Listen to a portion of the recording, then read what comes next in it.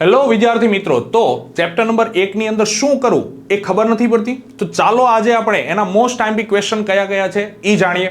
ચાલો, question number 1 શું છે? વિદ્યુતભારનું ક્વોન્ટમીકરણ એટલે શું? વિદ્યુતભારનું ક્વોન્ટમીકરણ સમજાવી જણાવો કે સ્થૂળ સ્તરે વિદ્યુતભારનું ક્વોન્ટમીકરણ શા માટે અવગણી શકાય છે. બીજો ક્વેશ્ચન, કુલમ્બના નિયમનું અદિશ સ્વરૂપ સમજાવો. ત્રીજો ક્વેશ્ચન, વિદ્યુત ક્ષેત્રની વ્યાખ્યા આપી વિદ્યુત ક્ષેત્રની કેટલીક મહત્વની બાબતો જણાવો.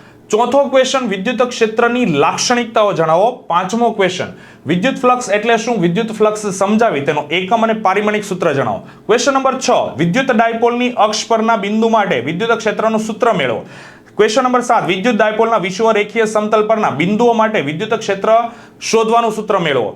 ક્વેશ્ચન નંબર 8, સમાન બાહ્ય વિદ્યુત ક્ષેત્રમાં મૂકેલા ડાયપોલ પરના લાગતા ટોર્કનું સૂત્ર મેળવો.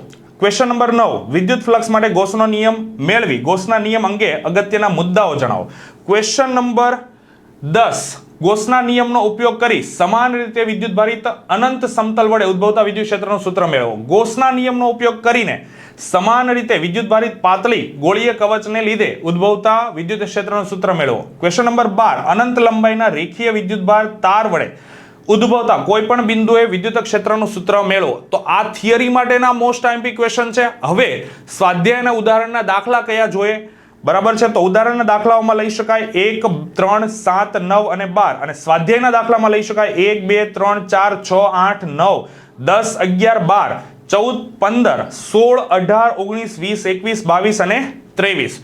તો આવા જ ઇન્ફોર્મેટિવ વિડીયોઝ માટે અમારી channel chemistry by Nimesh sir subscribe કરીને રાખો, અને આવા જ અપડેટ માટે અમારી પેપર 4 સિરીઝને અપડેટેડ રહો. Thank you.